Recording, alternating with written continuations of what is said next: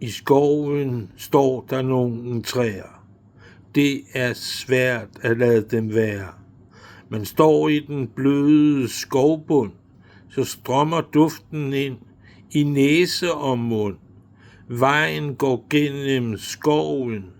Himlen skinner for oven. Myrerne kryber i skovbunden. Rovfuglen flyver med en mus i munden. Bøg og birk og gran bliver nævnt. Skovstier ligger indeklemt. Vejen går gennem skoven. Himlen skinner for oven. Skovsneglen bærer sit hus. En skovmus har fået lus. Fuglene sidder i trætoppernes krone. I skovens bund vokser der anemone. Vejen går gennem skoven. Himlen skinner for oven. Træstubber stikker op. Imellem træerne kommer der en edderkop. Svampe ligger under jorden.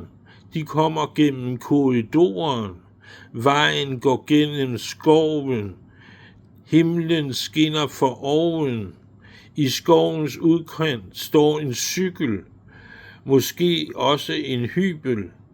Træstammer knejser højt mod sky. Kan skoven ligge i en by? Vejen går gennem skoven. Himlen skinner for oven. Affald i skoven er noget lort. Særligt hvis dem, der har gjort rent efter dem, har smidt det. Det er noget svineri at svine skoven til. Vejen går gennem skoven.